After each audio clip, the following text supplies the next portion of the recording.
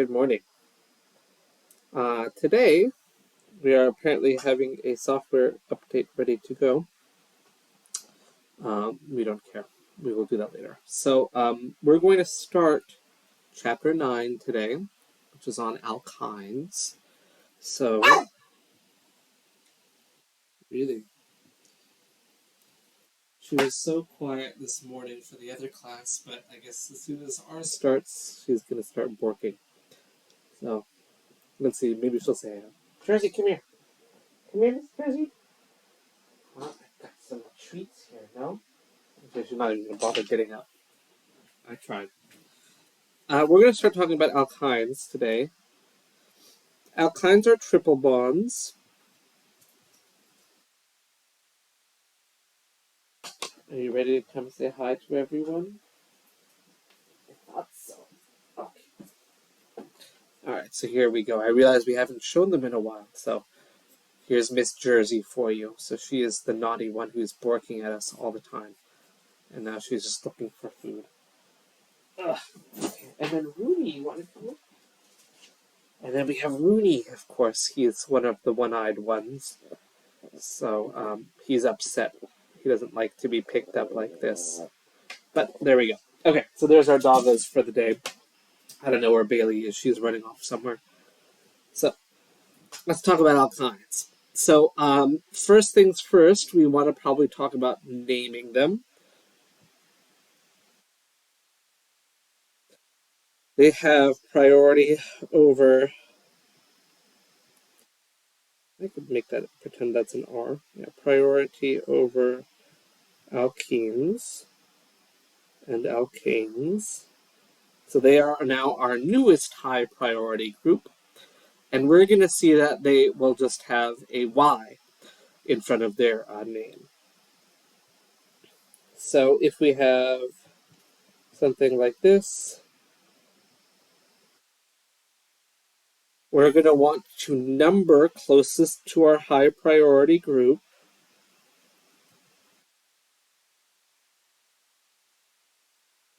And so we would the parent name for this would be heptane, right? We're going to see that our new parent name becomes heptyne. So we're now putting a Y in there, but it gets more complicated because we also have an alkene. So we're going to have to call this hept 5-ene, E-N, 2-ine, with an E. So we have, and technically I guess we also need to put that this is a Z alkene. So we will have to call this hept 5-ene 2-ine. So we are including the numbers of where our alkene and alkane start. Alkyne, sorry. And so we're going to name these just like we would name our other molecules. We are just now adding one more suffix here. So far, again, these are the highest priority group we have. If we had two of them, it would be diine. We would have our numbers and we would say diine. And we would still have, we could still have an R fluorine on this thing, on carbon 4 if we were so inclined. So all the same naming stuff from before. The only thing we do now is we add alkynes to our list. And we're going to see that if we have an alkene and an alkyne, we have to name them both in the parent name. With the ene coming first and then the ine, because ine has the highest priority, so it always goes last. All right, so I'm not going to focus too much on naming right now because it's just adding one more thing in. So there's really not really much of a difference here. Alkynes are their sp carbons. And we're going to see that way back when we talked about acidity of CH bonds. We saw that CH bonds for alkanes were about 50 pKa, for alkenes about 45. But for alkynes, they have a pK of 25, which actually renders them relatively acidic. And so a carbon-hydrogen bond on an sp carbon has a pKa of about 25, which means we can deprotonate it with something that has the conjugate acid has a pKa that's higher. Like, for example, sodium amide, or amide, I guess I should say, because this is the negative one. This, NH3 has a pKa of about 35. So sodium amide would be an excellent choice to deprotonate your alkyne. And we're going to see that this is going to be extraordinarily useful for us. If we put them together,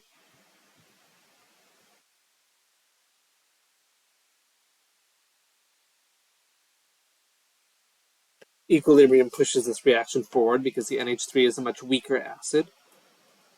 If you want to recall that stuff, go back to the start where we talked about predicting the side of equilibrium. So this is a 10 to the 10 type, distribution here. So very, very far to the product side. This thing is it's a very good nucleophile.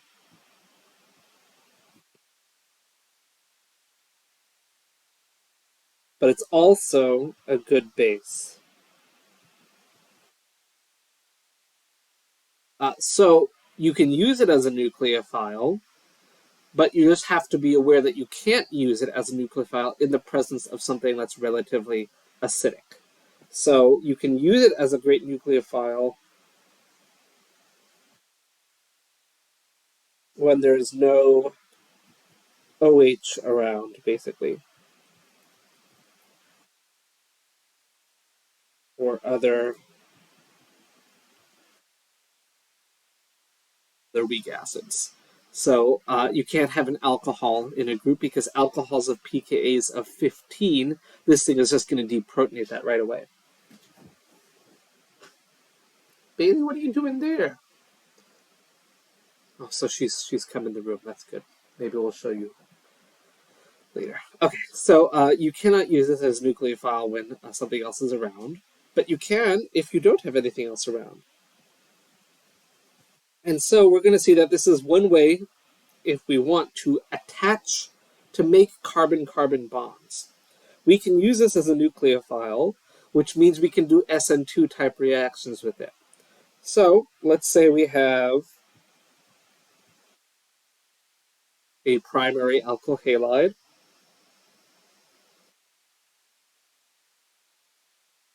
and I'm not even going to put the counter on, we don't really need it. And let's say we just have this methyl group on the other side. SN2 style kicks this out.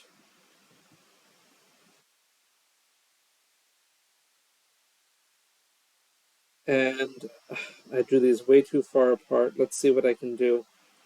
I'm going to erase this, and I'm going to draw these closer together.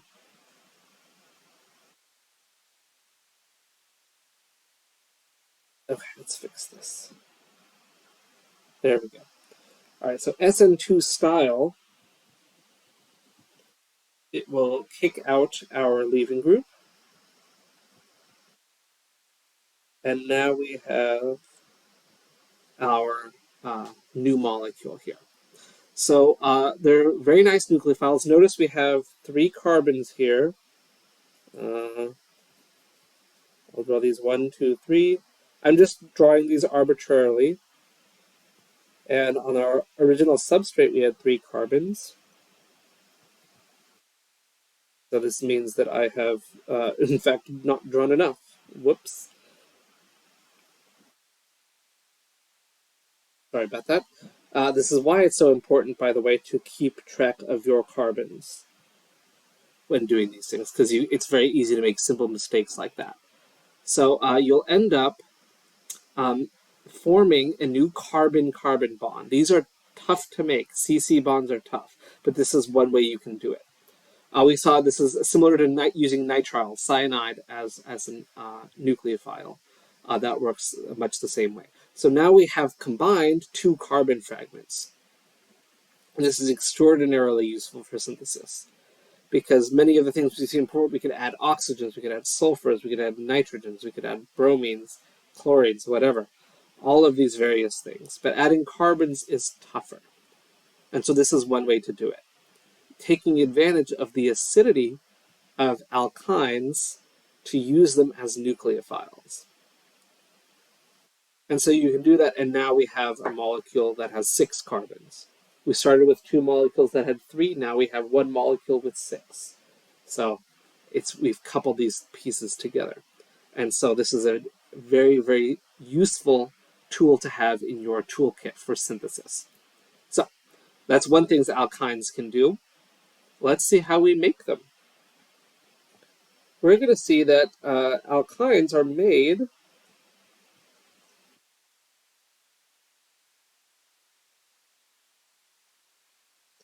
by successive eliminations. So we've seen that in the presence of a base,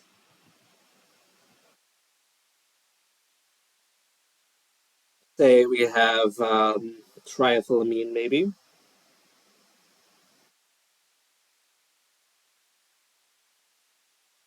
we've seen previously that we can do that. Here we go, kicks it out. We end up making an alkene, right? We make an alkene. Exciting, I suppose. But if we had a dibrominated species, we would eliminate one and then eliminate the other. And we would end up making our alkyne. So by successively eliminating, and I'm just using E2 reactions for these because why not? In fact, we can't do E1 on our second one anyway because carbocations on vinyl positions are no-no. That's not a good thing. So if you use a nice strong base, like in this case, why don't we use T-butoxide? You'll deprotonate and then you'll do it again. So you deprotonate the first time, gives you the alkene. The alkene has another hydrogen. Another T-butoxide can come along,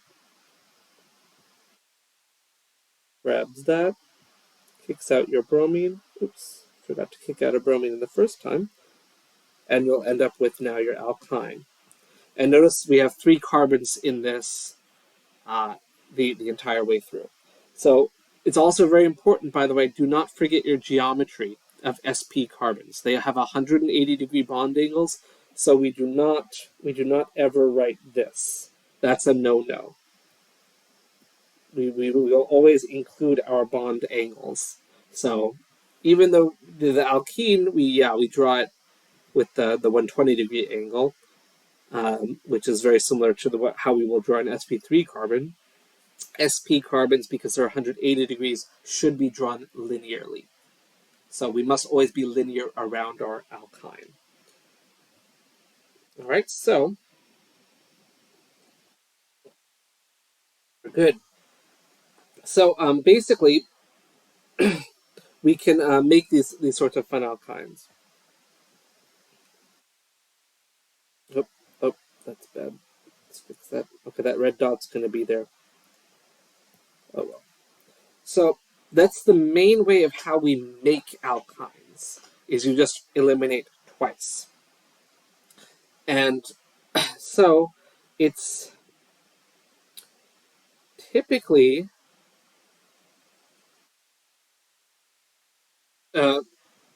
fairly easy to put 2 bromines on something, right? They don't have to be geminal bromines like this. They could be vicinal bromines. That's not a problem. We can have something like this if we put excess of our base in here. we will end up, well, in this case, we'll probably end up actually getting the other side. We'll end up probably getting a conjugated alkene out of this if we tried it this way. We probably want a better base, one that's not so bulky. So you might use something that's like KH or NaNH2 or LDA. No, LDA is too bulky. Let's not use that. These will end up producing our alkyne. If you used on the same dihalogenated species a bulky base, if you use a bulky base like the T-butoxide, you're going to probably more likely end up with this, right? Um, Simply because the bulky base is going to give you the Hoffman product. And we don't typically make allenes. An allene would be this. This is not observed typically. These are not very common.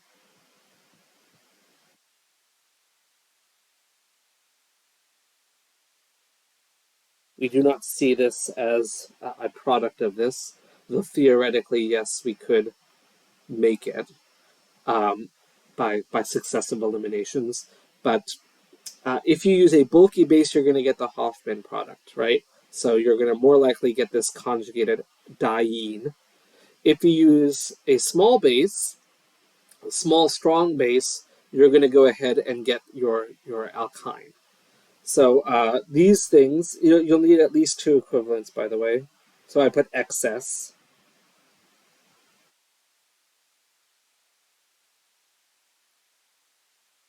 In this case, that's more than two equivalents. These small bases are going to give you the preferred Zaitsev product, which is the internal alkene, which then we eliminate again to make the alkyne. So if you have geminal ones, it works the same way. We have geminal bromines. Remember, geminal means they're on the same carbon. If you use your bulky base,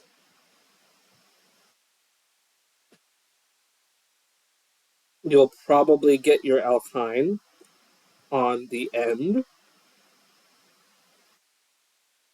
And I'll just say excess for that because we need at least two. If we use the smaller base, we're going to get, again, the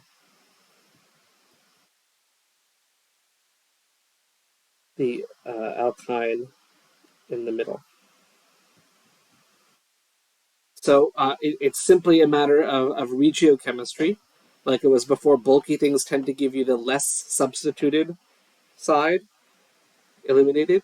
So that would be your bulky base there. Your small base, H minus, the smallest base there is going to go for the more acidic protons, which are going to be the probably the more internal ones. It'll give you the Zaitsev product, a more stable product. So same thing here. If you have vicinal dibromides, small base gives you alkyne. Bulky base will probably give you a conjugated alkene. If you have geminal ones, you may get a terminal alkyne, meaning one at the end of the molecule if you use your bulky base, or if you use your small base, you'll get an internal one. So we have a lot of options here of how to make them.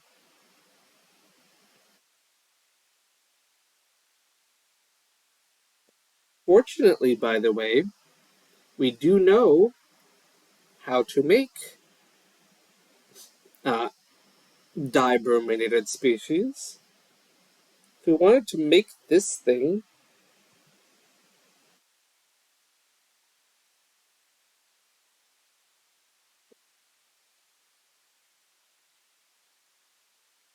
if we wanted to make this, we could. We know how to do this. Trust me.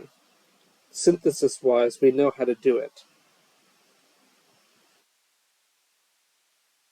If you want to, let's approach this from the start. Although again, it is a better idea to always start at the end. Um, all right, never mind. We should start at the end. We'll be good chemists. All right, how do we make this thing? Well, we saw we have two ways to make this thing. We had the geminal dibromide and KH or NaNH2 would give us the alkyne there, or we could have the bulky, the small base with the geminal or vicinal ones,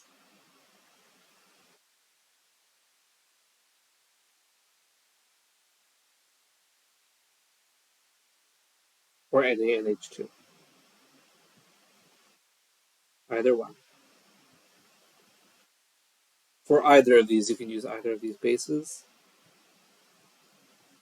You'll get your alkyne. So we have to think now of the two possibilities to make this alkyne, which one do we know how to make? Do we know how to make the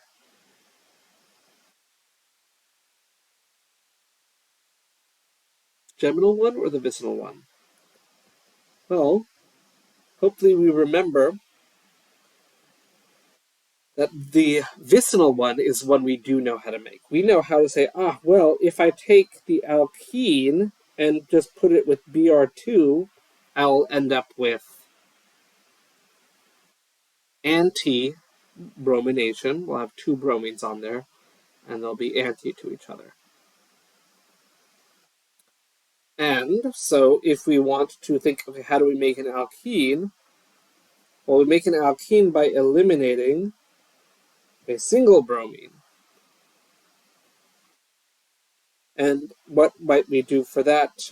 We'd probably want to do an E1 type or E2 with a small base, some sort of elimination. So let's say NaOMe, methanol, heat. We'll do an E1 on it. We know how to make those. And then, of course, this one we know how to make would be a radical reaction with bromine. So you can now make alkynes from alkanes. Brominate, eliminate, dibrominate, di-eliminate, and poof, there you have it. So it works nicely. And if you wanted a terminal alkyne, since we don't know how to put geminal bromines on quite yet, what you might do is you might just have to use propane if you want a terminal one specifically.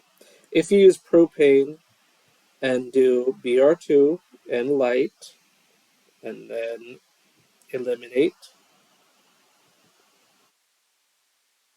and then brominate, and then eliminate.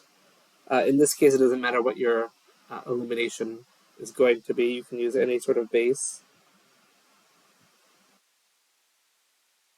You will, in fact, already end up with your nucleophile ready to go. So using these four reactions, you can end up getting your acetylide ion, which then you can go ahead and use synthetically speaking. So it's a very useful tool, and so you can make it from just propane.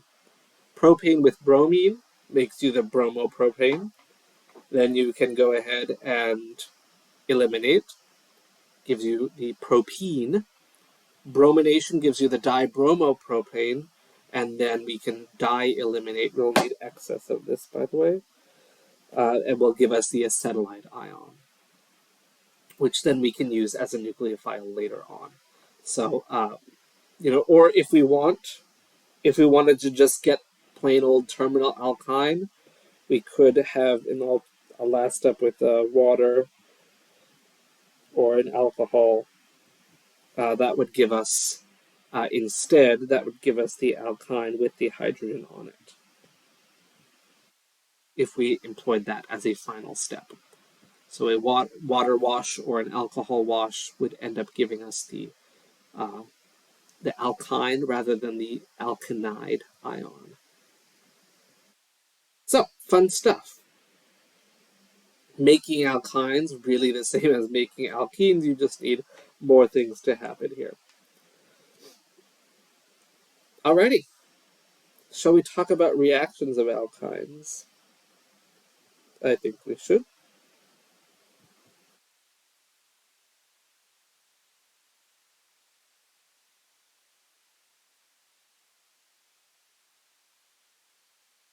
First thing we can do, as always, is hydrogenate them. We can get rid of them.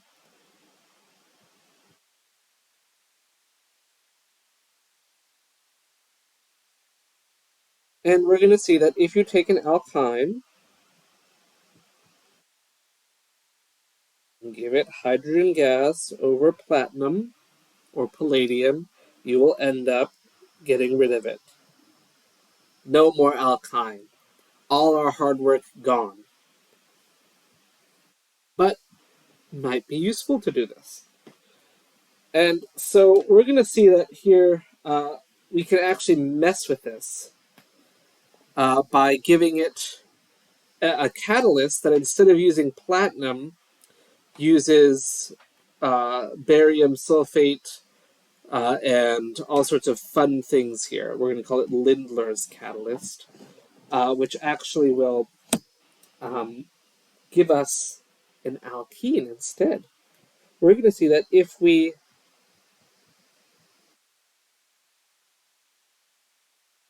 use a different catalyst, Lindlar's catalyst, it effectively takes your platinum and makes it less useful. So it's called a deactivated catalyst, or something called a poisoned catalyst. You can use barium or calcium to do this. It's just called Lindlar's. Let me make that super obvious. Lindlar's catalyst will end up giving you the cis alkene. This is the alkane if you just use the regular platinum or palladium. If you go ahead and use the Lindlar's catalyst, you get the cis alkene. And we're going to see another one uses sodium and liquid ammonia will give us the trans alkene. So we have now quite useful ways of making different things using alkynes. And putting alkynes on is fairly easy. We can either dibrominate and then eliminate, or we can just use something like this as a nucleophile, put that on there. Now we have an alkyne, and now we can do things with it. So extraordinarily useful. So we're going to see a mechanism for this last part here, the reduction here. We'll take a look. So the Lindlar's catalyst is the same thing. We just have H2 attached as a syn type addition. So notice the H's are syn to each other. Just like before, hydrogen gas comes as a syn addition. And if we want the anti-addition to give us the trans alkene, we need to use something else. So we use a metal dissolved in ammonia. So how this works, we're going to have a partial radical mechanism here. So our sodium ion will come in. It's going to give its electron to the alkyne, which is going to cause homolytic cleavage to happen. The resulting species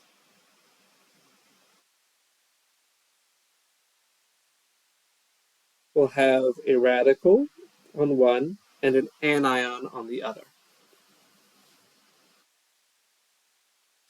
And so we now will have our anion attack the ammonia. Remember that the pKa of a vinyl proton is 45. Ammonia's pKa is 35. So definitely going to have that happen. So we end up with, and notice by the way, this intermediate here is trans. It is a trans intermediate because that's the more stable form. So we're going to adopt the most stable conformation already. So we make our radical anion. This step, we have lost NaNH2 as a side product.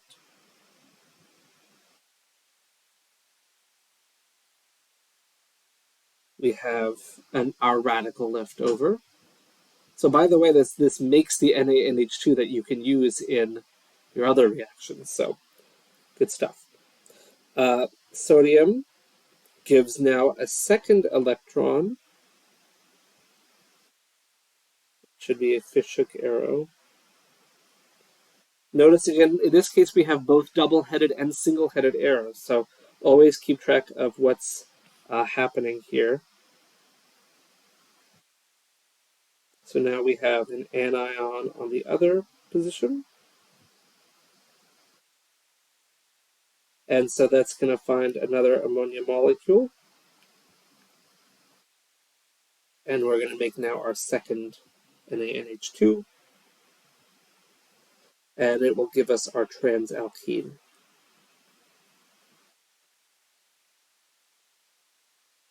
So we'll have H's on anti to each other.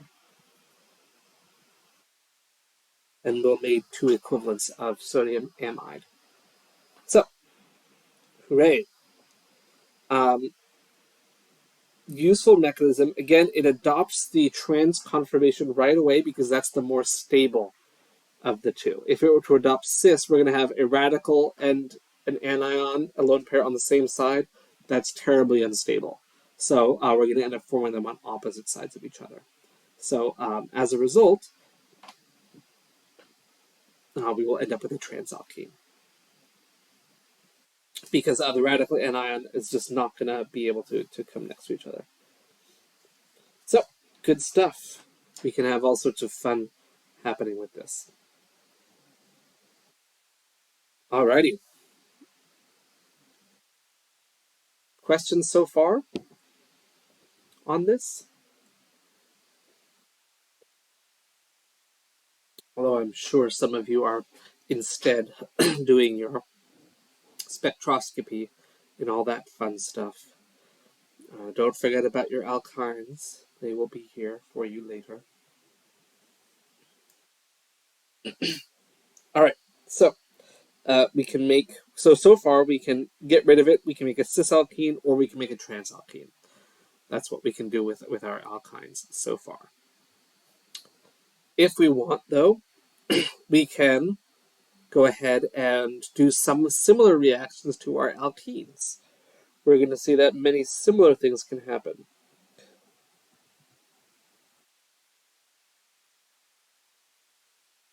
If we take an alkene, and in this case I'm going to use a terminal one, terminal alkyne.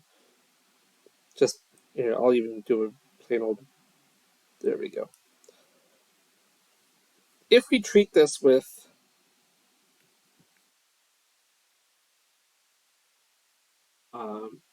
hydrohalogenation, we will end up with the same sort of idea that we would have. We would have a Markovnikov addition, essentially.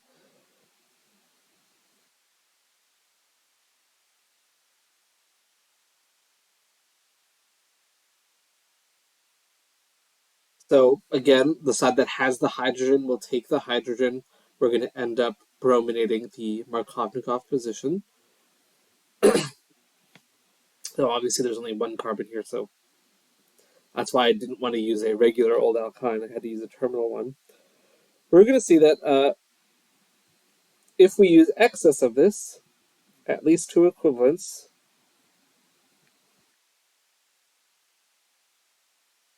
we will make the dibrominated species. Hooray, both of them on the Markovnikov position. And so, look, there we have it. We now know how to make geminal dibromides. by using alkynes. Very exciting. So we can now put geminal bromides on, and so we can do any of those geminal dibromide removals that we saw to make the alkyne. So if we want, we can move our alkyne to the middle if we were to use a small base. If we were to use a bulky base, we would go right back to the starting material. So it works nicely. It works nicely. Mechanism-wise, for adding this, it's much the same as the mechanism was for alkene addition.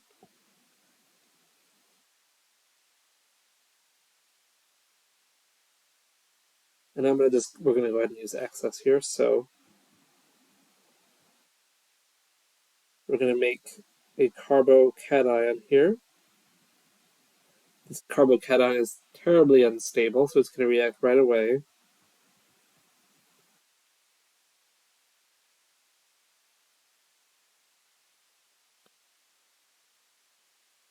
Okay, so we're gonna have that. And again, our secondary position is more stable, so that's why we're gonna have that carbocation form there. It's a carbocation, even though it's gonna be vinylic. Secondary vinylic is better than primary vinylic, even though vinylic is just bad in general.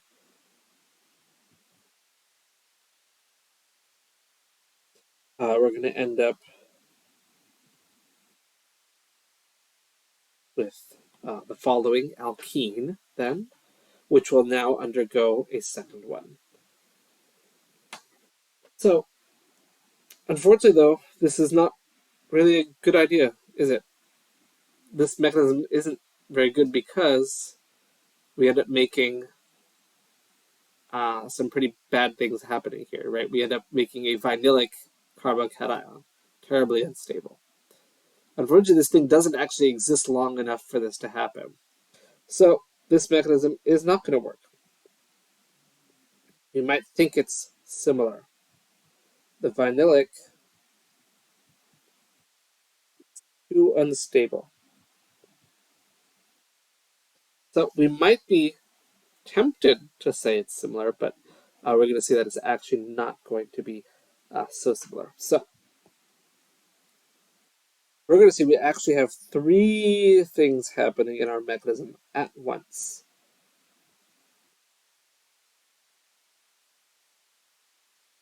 We're going to see as it attacks the HBr,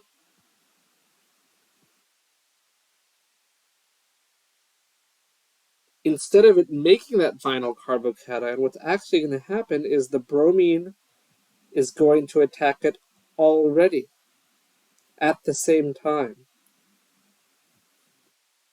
So we're going to have both of these happening at the same time. We're going to form our bond between the bromine and the hydrogen of two different molecules at the same time. And so we're going to end up forming here, I'll even do them in separate colors. Yeah, we'll do them in separate colors. We'll have a purple one, and then we'll have a light blue one.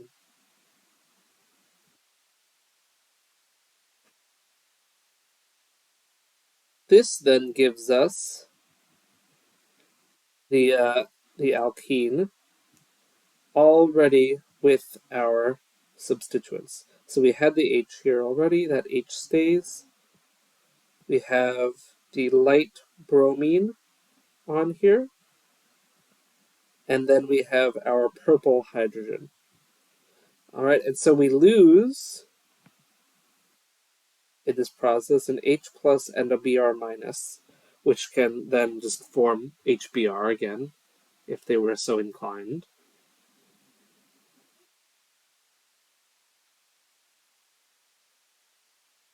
All right. And then we can have the same thing happening. So now we can have, now that we don't have this carbocation happening, we have this concerted type of reaction happening.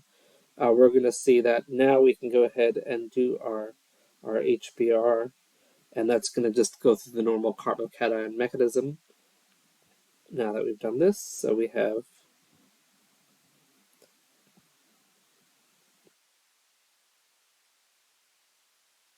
it's going to go ahead and attack. We're going to end up with our carbocation here. And now we have 3 hydrogens. Hooray. And now our bromine can come attack. And now we'll be okay. So could not do this with that first mechanism because that first mechanism gave us a vinylic carbocation. That's not something that's very stable. Remember, vinylic is less than primary. It's terribly unstable. So we now have our bromines here and our carbon with all those H's. So we'll have dibrominated our species. The first step of the mechanism is a termolecular reaction where we have three molecules involved. We have the HBr coming in and attacking. The alkyne attacks the hydrogen.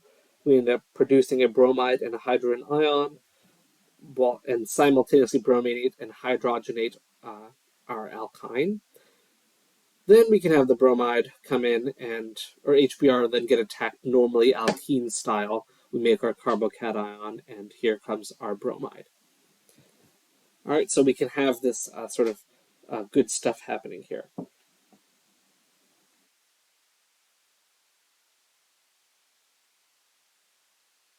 All right, so fun stuff. And there's evidence for this in the kinetics. I'm not going to go into that, but the kinetics supports this mechanism that there are 3 molecules involved in the rate determining step of this reaction. So you can, I think it should be in the book, so you can go ahead and read on that if you are so inclined. All right, so that's the mechanism for that. So slightly different. We have a different first step for our mechanism, and then it goes through the regular carbocation hydrohalogenation mechanism that we saw before for alkenes. Alrighty, so cool. So that's good stuff. Let's talk about radical halogenation.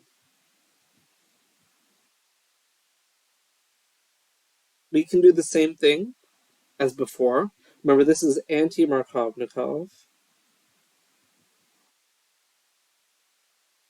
So we can do anti-Markovnikov halogenation. And so we're going to see this time that we're only going to end up putting 1 on. So if we take our alkyne and give it HBr in the presence of peroxides, remember the peroxide is there as our radical initiator, we're going to end up with 2 products. We have the cis one, or I'm going to be fancy and I'm going to say this E and Z alkenes, with the E1 being the major product. And so you form your radical, it attacks the bromine, and there you have it. So you can get this to happen as well. And notice it goes to the anti-Markovnikov position, as we saw before. All right, and then you can go ahead and have your, you can either have your carbocation reaction or you can do another radical reaction with this, depending on what you have. So, fun stuff. Alrighty. Let's look at some more.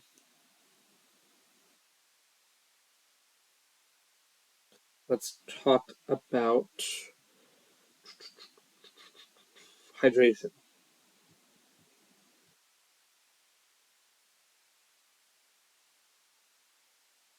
With alkenes, we saw we could get the carbocation, excuse me, we can get a Markovnikov addition of hydroxy. We're going to see that with alkynes. We don't typically see this happening. because of that vinylic carbocation idea that we saw before. It's really too slow to happen. So we usually have something to help it go along. In that case, it's our dear friend, the mercury from before. Our mercury ion can latch on to the alkyne. So it can be attacked, and it can attack the alkyne, which will give us,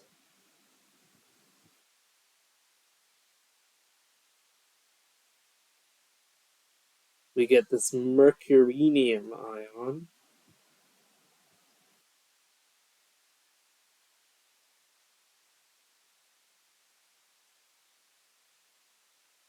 If that's with an I have it written down.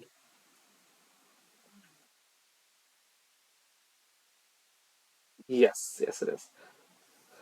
Okay, so next step, just like before, we have our water. It's going to come in and attack. It's going to attack again the more positive side, kicking this thing open,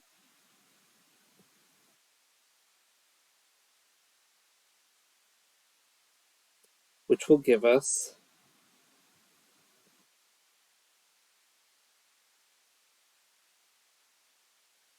we have our mercury there. Actually, I guess that one's now going to have its lone pair, so we don't have to have it with a charge anymore. And so we're going to see here that that mercury will just kind of leave. Well, I guess we need to deprotonate first, don't we?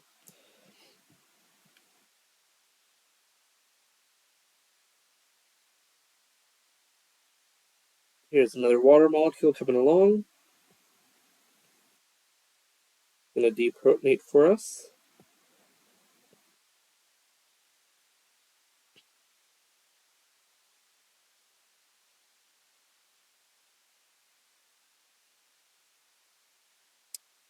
And then we'll have our dear friend, the mercury, leaving. And we're going to, well, technically we've got to resonate this thing first, though, so we can see the mechanism more clearly. So if we resonate this,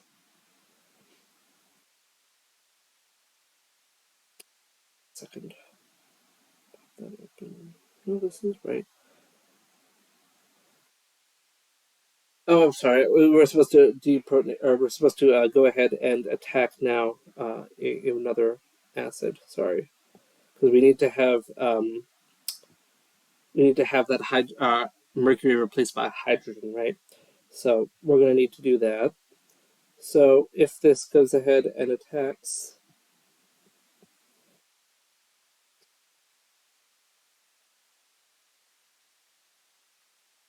there we go. We end up with our OH. There we go. We have our mercury on there still.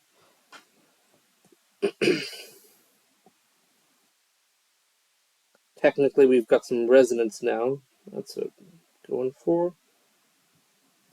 Because carbocation is less stable, right? So we're going to end up resonating it to put the positive charge on the oxygen.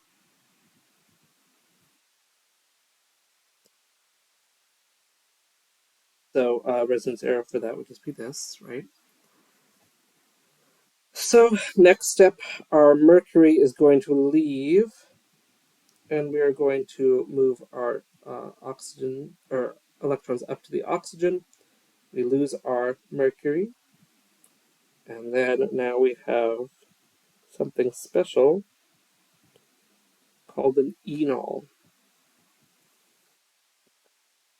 And we're going to see that enols and ketones will rapidly undergo a process called tautomerization in the presence of acid or base. So we're going to see that in the presence of acid,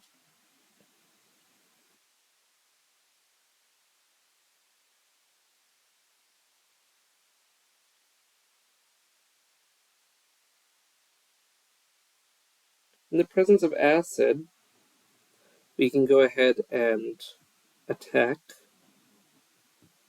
This is an equilibrium right here, this part. We're going to see that this will always be an equilibrium.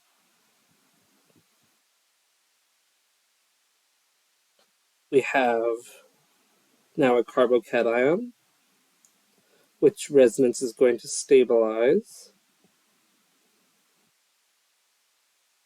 thereby giving us, I know there's a third hydrogen, but I'm just showing the ones we're adding on.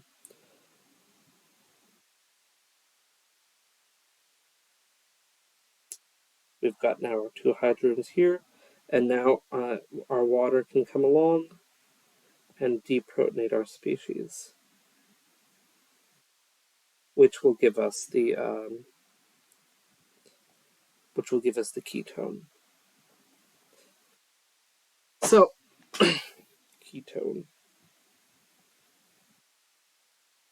We're going to see that ketones and enols are a special pair of constitutional isomers that are called tautomers.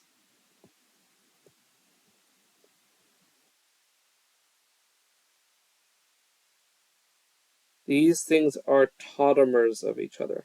They are our constitutional isomers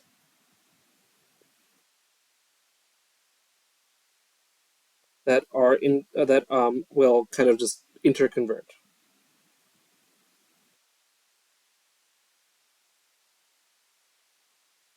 So this process here, this last bit of the mechanism, starting here and ending here, is called tautomerization.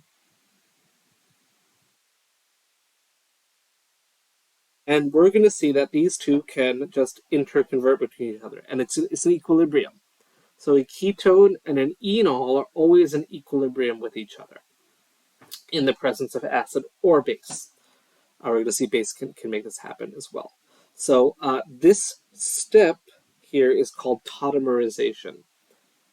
All right, so we form an alkene with an alcohol on it. That's called an enol. And we'll see that it will convert between itself and the ketone. So we call this process tautomerization. And ketones and enols are tautomers of each other. All right, and they are that means they are interconvertible constitutional isomers. Constitutional isomers have the same atoms but different arrangements. So we have an OH here. We do not have an OH in the ketone, but it's still the same number of atoms involved. So their chemical formulas are the same. So this was tautomerization. So this happens, and we're going to see that for ketones, they generally will prefer the ketone form. The ketone form is more stable. It's more likely to be visible, so typically we see the ketone. So the whole point of this, by the way, was to show that if we take an alkyne, how many carbons? We only had 3 carbons in this one.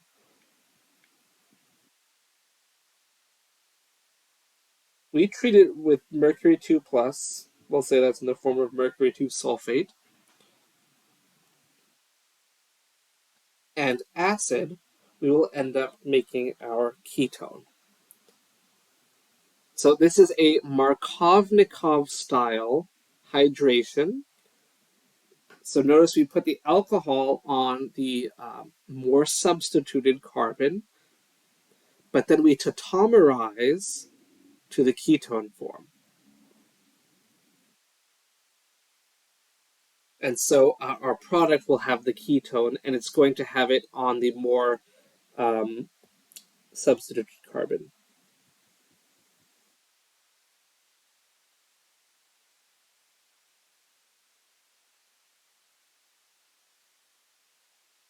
So you'll end up with your carbonyl on the more substituted carbon. All right, so if they're equally substituted, you'll get a mixture. So if you have, for example, and you'll do this,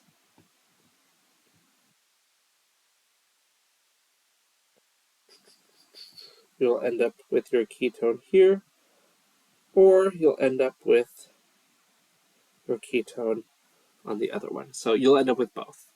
Because there's no preference, they're equally substituted, so you will end up with both products. All right, because there's no regiochemical difference between the two positions. They're both equally substituted. You have an ethyl group on one side, methyl group on the other. The nucleophile doesn't really care. They are equally positively charged with that mercurinium ion.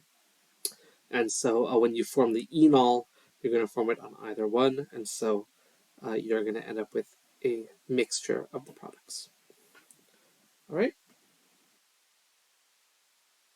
Cool.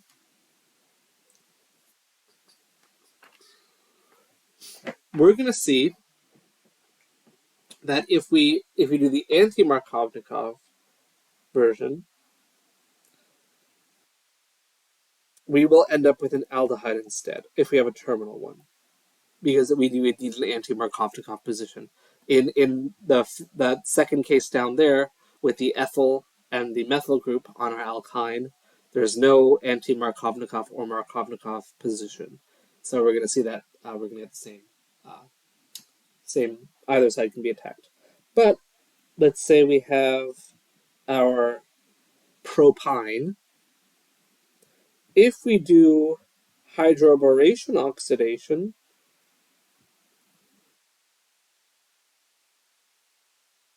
which was just the way we did an anti-Markovnikov hydroxy group, in this case we're going to end up with an aldehyde.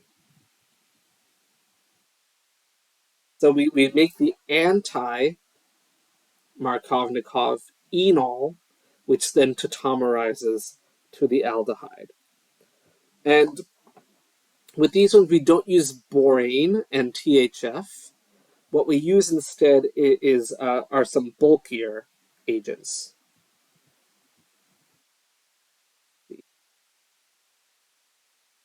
Yes.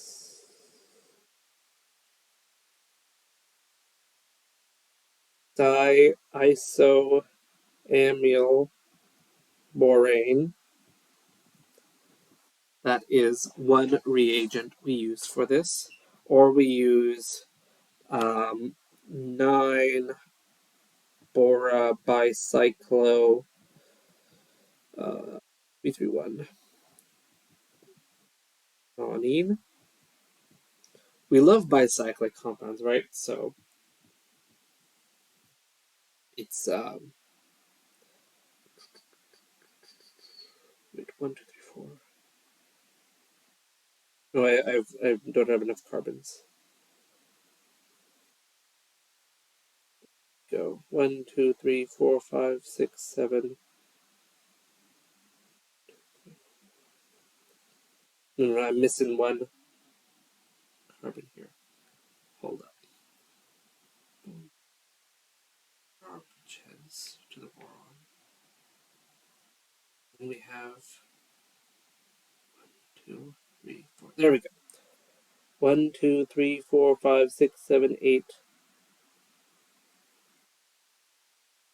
Yeah, because the boron takes place. Okay, cool. Yes. So this is the other one. We sometimes call this 9-BBN, borobicyclononane. And so there are, in fact, only 8 carbons in this molecule, but we still, because of the way that we name the bicyclics, we would still call this nonene. Nonane, sorry, not nonene. This is not an alkene. These would be reagents that we use for this. So instead of BH3. So if you take your alkyne and treat it with same things as before for the second half, you'll end up with your aldehyde at the end. The mechanism is much the same. You end up making your repeated reactions of this boron. You end up getting the boron on there, You end up putting hydroxys on that boron multiple times, and you eventually make you technically make your enol, and then it tautomerizes. Oops.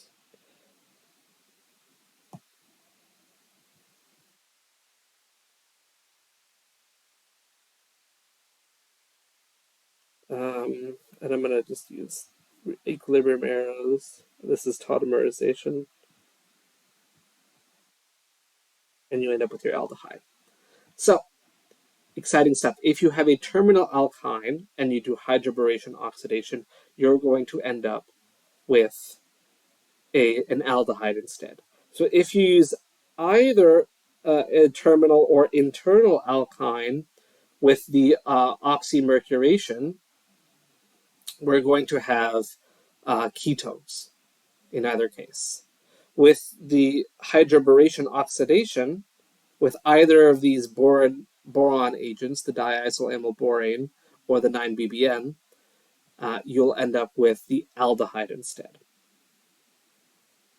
So,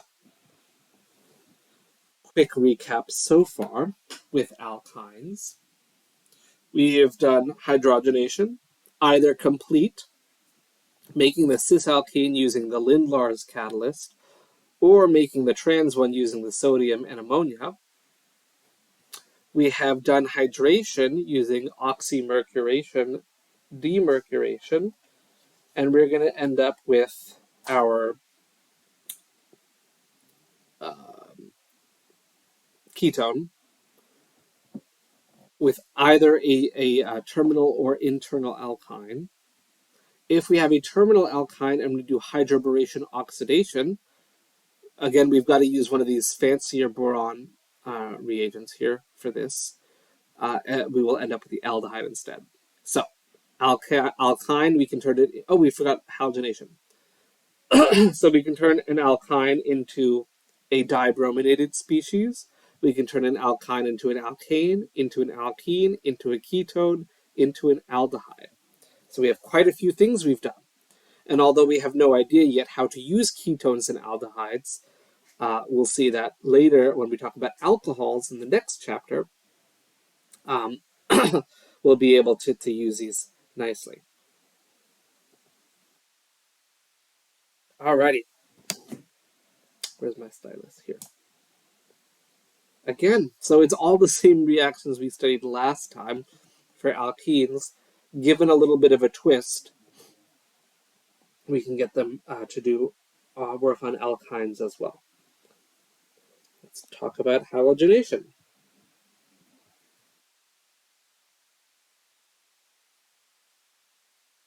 If you take an alkyne and give it excess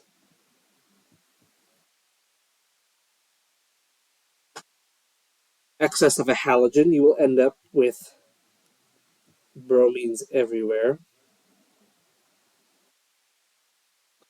So if that's your goal, you can do that.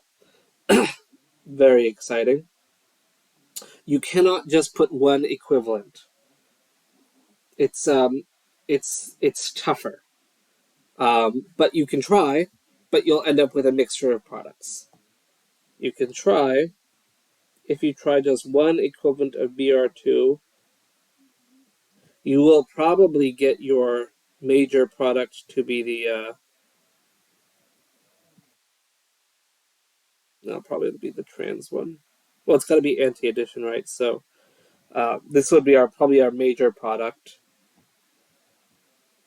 But we will probably also end up with side products in our unreacted one. So with just one equivalent, it's tougher to say. It's tougher to say what we're going to get. So um, hard to say. So not a very useful reaction, but we have it as an option. Exciting. Let's look at another one. How about ozonolysis? Let's talk about oxidative cleavage.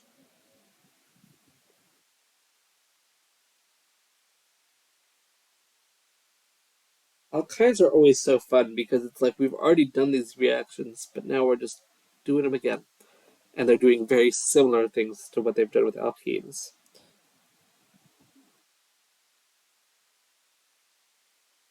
All right, so let's say we have an alkyne here.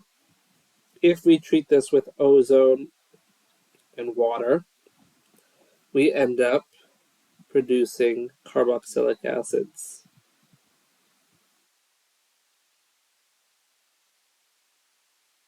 So pretty pretty standard. So you end up cleaving them. If you have a terminal alkyne, you'll make CO2 as your other one.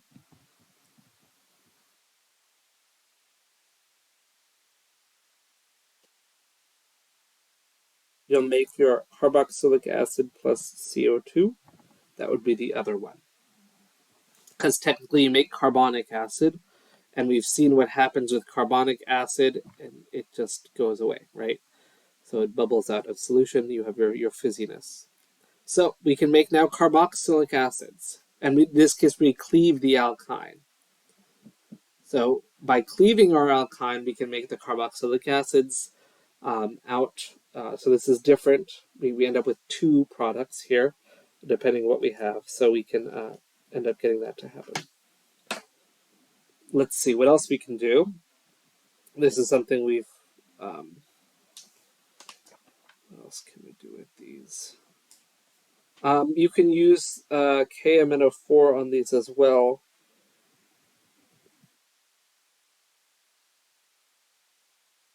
As well as ozonolysis. You'll end up with the same product.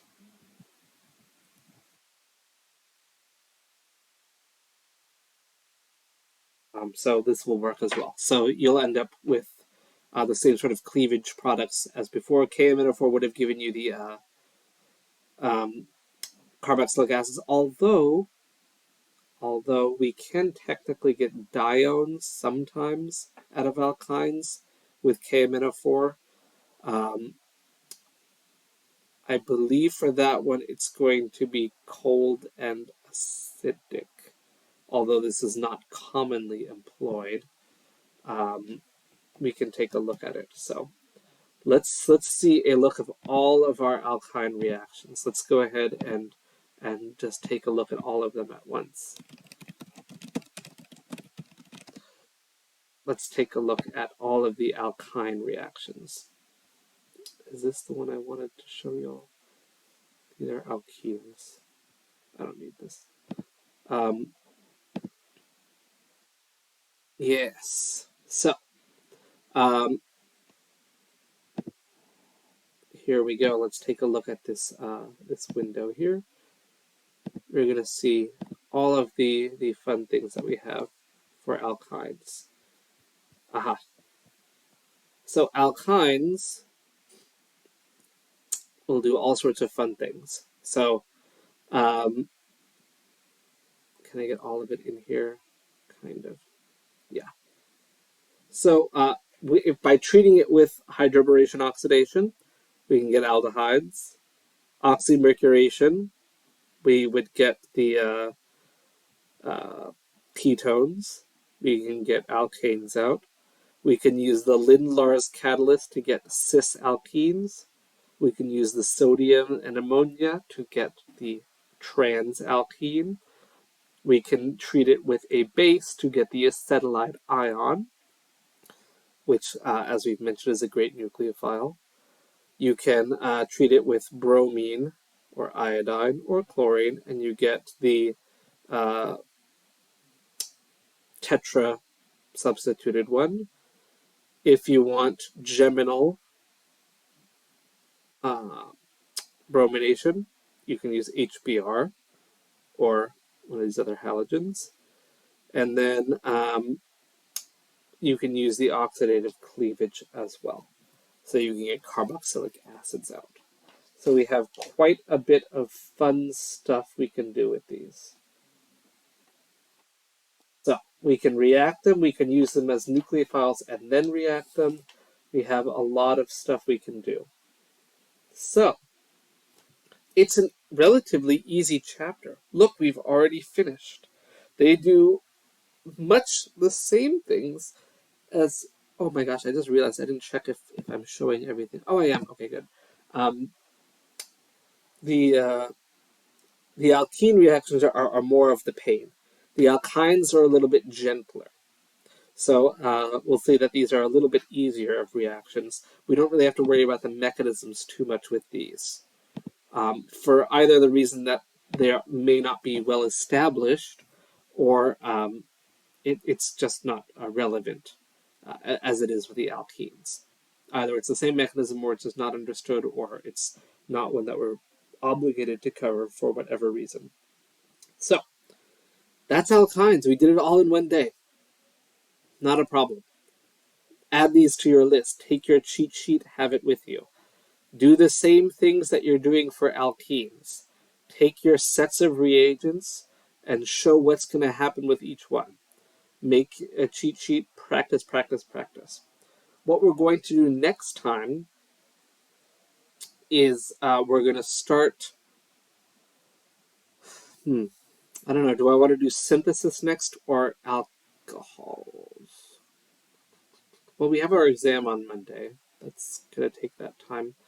Um, I think I want to do alcohols before synthesis because I want us to have. I'll decide what I want to do next. I'll let you know. But for right now, we'll end here. Friday, if y'all want, we can do a review session. Just let me know. Then we'll schedule one. Although, again, you're probably not going to be watching this for another 3 weeks, but whatever. And then Kevin has a review session this Saturday. I think at 3 o'clock, he said. So that'll be there as well. Okay, so with that, we're good. Enjoy your alkynes, and we'll continue going next time. All right, take care.